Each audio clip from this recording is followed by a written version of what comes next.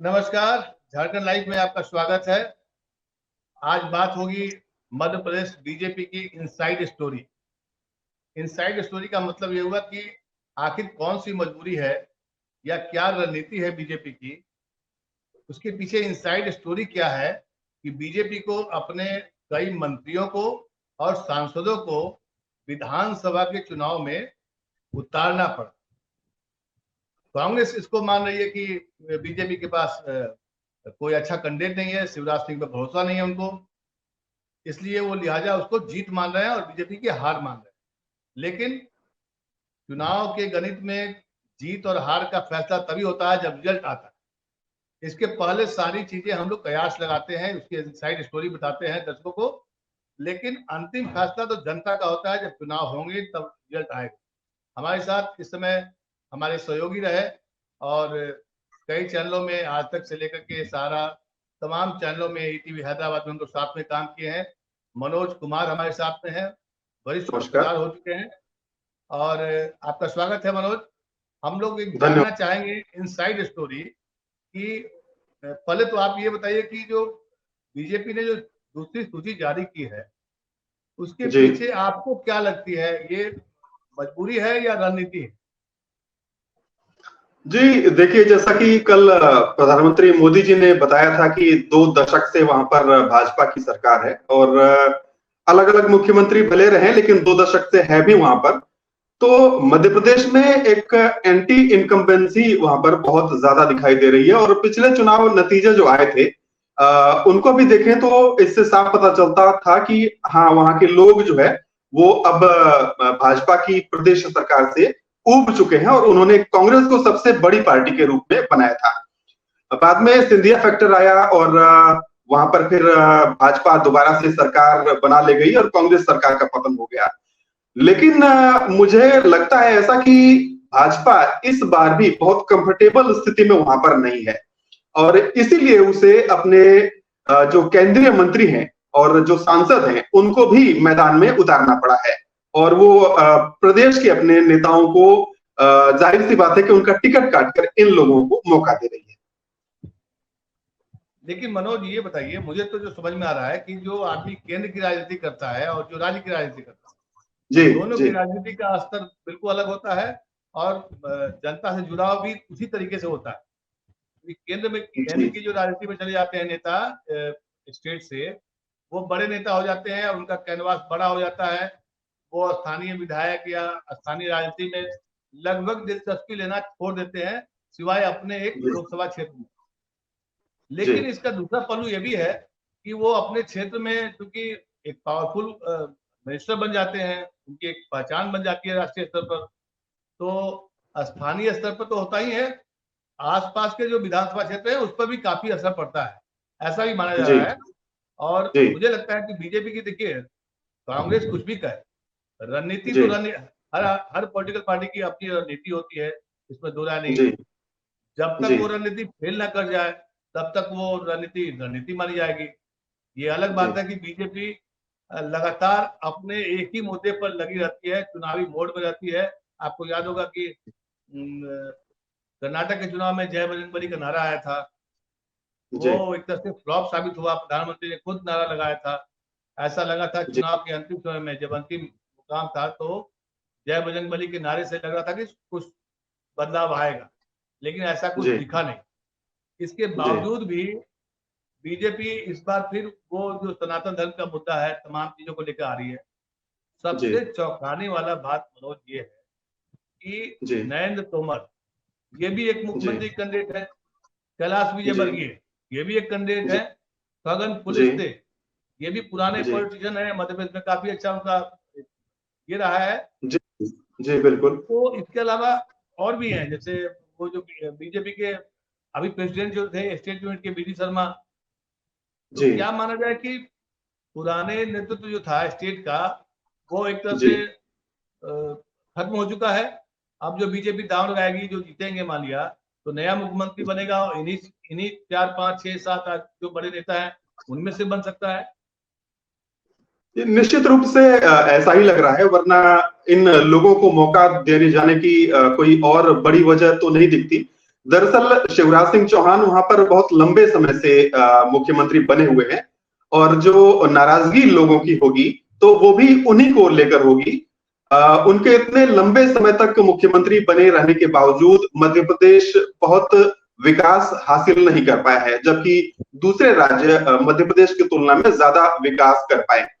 तो भाजपा भी चाहती है कि वहां पर नेतृत्व बदले और लोगों को एहसास कराया जा सके कि इनकी जगह अब दूसरे को मौका दिया जाएगा और जो कैलाश विजयवर्गीय हो या फिर नरेंद्र सिंह तोमर हो, इन लोगों को आगे कर सकती है भाजपा।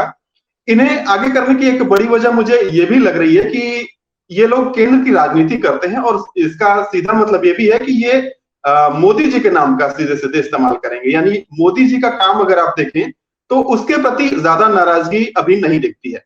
तो केंद्र के नेता जब वहां पर मध्य प्रदेश की राजनीति में उतरेंगे तो एक तरह से सीधे सीधे वो मोदी जी का नाम आगे लेकर जाएंगे और उनके नाम पर केंद्र की जो राजनीति है वो प्रदेश में झलकेगी। इस तरह से एक संदेश देने की कोशिश है और साफ संदेश है कि शिवराज सिंह चौहान का ये लोग विकल्प भी हो सकते हैं। जी।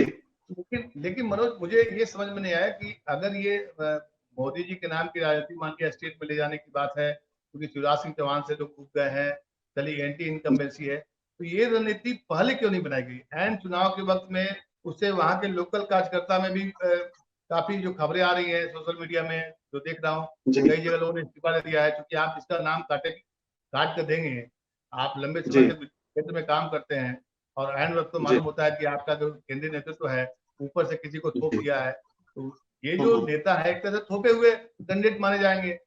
शिवराज सिंह चौहान को भी जब लग जाएगा कि भाई हमारी अब हम नहीं आएंगे और केंद्रीय नेतृत्व अगर हमसे नाराज है या अब कोई जगह नहीं है उस तरह का, तो वो भी मन से नहीं काम करेंगे। ये भी इसका भी तो असर पड़ सकता है ना। देखिए, भाजपा में जो पिछले 8-10 साल से जो संस्कृति उपजी है उसमें विद्रोह की तो अब जगह बची नहीं है। अब जिसको जो दे दिया जाता है तो वो उसमें किसी भी हालत में संतुष्ट होना उसकी मजबूरी होती है। तो शिवराज सिंह चौहान की तरफ से किसी भी तरह का विद्रोह या बगावत दिखाई दे ऐसा लगता नहीं है। तो उनकी तरफ से तो मुझे नहीं लगता कि कोई विरोध का सुर उठेगा, अगर भले ही उनको हटाए जाने पर अच्छा ना लगे, लेकिन मुझे नहीं लगता कि उनकी तरफ से किसी तरह की बगावती सुर दिखाई देंगे। नहीं, बगावती सुर अभी तो बिल्कुल नहीं दिखाई पड़ेगा, लेकिन आपको याद होगा कि इधर केंद्र में भी नितिन गडकरी को गाय बगाए हम लोग देखते हैं, जो वीडियो सामने आता है कि उसमें वो एक तरह से उनका जो मन है, उनका चेहरे पर जो दिखाई पड़ता है हाव भाव वो, और कई बार खबरें भी आती हैं इस तरह की। हालांकि मीडिया में तो वो सब खबरें अब आनी बंद हो गई कि भाई बीजेपी के अंदर क्या चल रहा है। मीडिया में तो सिर्फ खबरें हम लोग को यही मिलती है कि भाई कांग्रेस के अंदर क्या चल रहा है। तो ये अलग पद हुए, लेकिन चल तो रहा है ना, कहीं ना कहीं चल रहा है और इसका असर तो पड़ेगा। आज मान लिया वो बुझे मन से काम करेंगे या उनका भी एक वोट बैंक होगा। ऐसा तो नहीं कि शिवराज सिंह चौहान 18 साल से हम आप मामा के रूप में मशहूर है, एकदम तो फेलुअर मंत्री तो नहीं, फेलुअर मुख्यमंत्री तो है नहीं, इसमें दो राय नहीं। बीजेपी के अच्छे मुख्यमंत्री माने जाते रहे हैं, इसीलिए बीजेपी कभी दांव नहीं लगा पाई, क्योंकि इस बार बीजेपी की जो स्थिति कमजोर हुई है, महंगाई, बेरोजगारी, तमाम ऐसे फैक्टर्स हैं जिसकी वजह से बीजेपी की स्थिति थोड़ी खराब हुई है। दूसरी बात क्या है कि बीजेपी में थोड़ा गुटबाजी भी आंतरिक रूप से चल रहा है, लेकिन वो दिखता नहीं है। तो मुझे लगता है कि ये जो रणनीति बनाई है बीजेपी ने, केंद्रीय नेतृत्व ने, कि हम मंत्रियों को और सांसदों को टिकट देंगे, क्या ये बैकफायर नहीं करेगा? जैसे एंटी इनकम्बेंसी प्लस बाहरी कैंडिडेट, क्योंकि ये देखिए थोपे जाएंगे, मतलब जो कैंडिडेट वहां से चुनाव लड़ना चाहता था उसका नाम काट करके अब केंद्र के मंत्री लोग आएंगे, सांसद को टिकट मिलेगा। तो एक तरह दो तरह से नहीं बैकफायर होगा, एक एंटी इनकम्बेंसी, एक पार्टी कार्यकर्ताओं में जो जोश होना चाहिए था, पार्टी कार्यकर्ताओं में जोश कैसे होगा? क्या सांसद या मंत्री आ जाएंगे तो जोश बढ़ने का कोई कारण लगता है आपको? जी, जैसा मैंने पहले कहा कि इनका जो एक तो केंद्र से जो जाएंगे वो एंटी इनकम्बेंसी को दूर करने के लिए जा रहे हैं, एक ये नए चेहरे की तरफ से होंगे और ये मोदी जी की जो कार्यशैली है बेसिकली उसको लेकर जाएंगे। दूसरा, जहां तक बात है कि जो स्थानीय नेता नाराज होंगे, तो नाराज हो भी रहे हैं, और कई सारे नेताओं ने पिछले कुछ दिनों में, पिछले 2-3 दिनों में ही, और जो कल लिस्ट आई है उसके बाद से ही कई सारे ऐसे स्थानीय नेता हैं जिन्होंने भाजपा का दामन छोड़ दिया है। तो उनका असर तो पड़ेगा ही, लेकिन भाजपा की एक खास बात ये रही है कि ये बगावती लोगों को काफी जल्दी मना लेती है, ये भाजपा की खास बात है।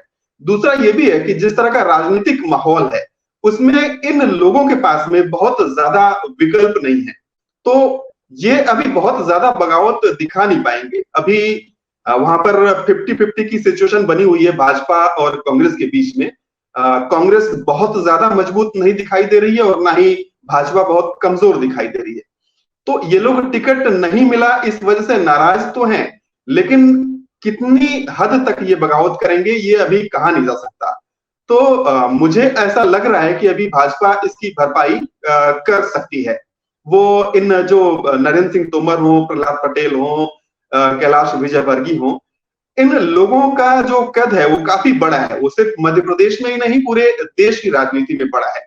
जिस तरह से कैलाश विजयवर्गीय ने पश्चिम बंगाल में अपने आप को साबित किया, नरेंद्र सिंह तोमर का मंत्री के रूप में एक अच्छी छवि है। तो ये जो छवि है इनकी, ये मतदाता जो है भाजपा का, उसको एकजुट रखने में ये काम आएंगे भाजपा के। तो इस वजह से मुझे लगता है कि ये एंटी इनकम्बेंसी जो है उसको कुछ हद तक रोक पाने में कामयाब होंगे। और जहां तक बगावत की बात है तो उनको समझाने की कोशिश की जाएगी। दूसरी बात यह भी कि मध्य प्रदेश में आरएसएस का कैडर बहुत मजबूत है, और आरएसएस जो है मध्य प्रदेश को बहुत प्रिय मानता है। तो आरएसएस का जो कैडर है वो ही इन जो बागी नेता हैं इनको समझाने में पूरी अपनी जो है कोशिश करेगा, पूरा जोर लगाएगा। तो हो सकता है कि ये लोग मान जाएं। जी। लेकिन मनोज, हमें ये भी याद रखना है कि पिछले चुनाव की जो तस्वीर आई थी उसमें आरएसएस के मौजूद होने के बावजूद भी, सरकार होने के बावजूद भी, केंद्र में मोदी सरकार होने के बाद भी कांग्रेस वहां चुनाव जीती थी। ये भी फैक्ट है। ये अलग बात है कि आपने तोड़ करके सरकार बना ली।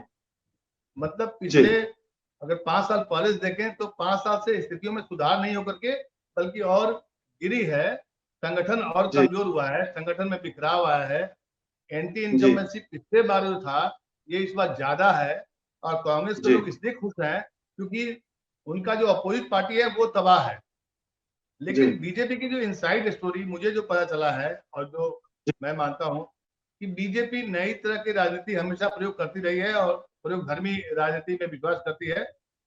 देखिए, केंद्र के बड़े मंत्री, कृषि मंत्री नरेंद्र तोमर है, विजयवर्गीय राष्ट्रीय महासचिव है, राष्ट्र की राजनीति करते हैं, सीधे उनको स्टेज पर लाएंगे। उसके दो संकेत है। आने वाले समय में बीजेपी इस तरह के कई प्रयोग कर सकती है। अदर राज्य में भी हो सकता है कि अमित शाह को गुजरात में भेज दिया जाएगा। तो एक तरह से मैंने एक पृष्ठभूमि भी तैयार होती है, धीरे धीरे पृष्ठभूमि भी तैयार की जाती है। और हो सकता है कि नितिन गडकरी, क्योंकि आप बगावती तेवर दिखा रहे हैं, तो आपको महाराष्ट्र की राजनीति में रख दिया जाएगा, आपको भी कहा जाएगा आप भी चुनाव लड़िए। ये भी हो सकता है। लेकिन ये जो भी रणनीति है इनसाइड, बीजेपी की इनसाइड स्टोरी ये है कि बीजेपी ने एंटी इनकम्बेंसी रोकने के लिए और अपने कुछ विरोधी का गुट जो अंदर की जो राजनीति चल रही है उसमें सुधार लाने के लिए एक नए तरह का प्रयोग किया है। कितना बैकफायर करेगा, कितना उनको इसका फायदा मिलेगा, ये तो चुनाव के समय पता चलेगा। बहुत बहुत धन्यवाद मनोज आपका इस बात पर राय देने के लिए, टिप्पणी करने के लिए। क्योंकि क्या है कि खबर तो किसी के पास होती नहीं है मनोज। देश में खबरों का अकाल पड़ गया, टीका टिप्पणी सही तरीके से होती नहीं है। हमारी कोशिश होती है कि जो अंदर की खबर है, जैसे आप मोदी के बारे में बता रहे थे कि देखिए मोदी की पॉलिसी को लेकर जाएंगे। सच ये है कि कभी कभी प्रयोग सफल हो जाते हैं, कभी असफल हो जाते हैं। लेकिन बीजेपी एक ऐसी पार्टी है जो हमेशा 24 घंटे 24/7 चुनावी मोड पे रहती है। शायद उसका भी फायदा मिल सकता है। लेकिन पॉलिटिकल जो पंडित हैं उनके लिए बड़ा सरप्राइजिंग है ये। वो समझ नहीं पा रहे कि बीजेपी ऐसा क्यों कर रही है। जाहिर सी बात है, बीजेपी की इनसाइड स्टोरी कुछ और है। इनसाइड स्टोरी में दो बातें साफ साफ दिखाई पड़ रही है कि बीजेपी का जो संगठन में जो आंतरिक चल रहा है, अंदर खाने में चल रहा है, उसकी एक पृष्ठभूमि बनाई जा रही है। मध्य प्रदेश से उसका प्रयोग किया जा रहा है। आने वाले समय में नितिन गडकरी हो, चाहे अमित शाह हो, इस तरह के बड़े जी। जो कद्दावर नेता हैं उनको राज्य में जी ये पॉलिटिक्स में भेजा जा सकता है। जी धन्यवाद, जी। बहुत बहुत धन्यवाद मनोज। ऐसी ही चर्चाओं धन्यवाद। के लिए हम लोग फिर मिलते रहेंगे। धन्यवाद जी आपका। जी जी, जरूर। धन्यवाद।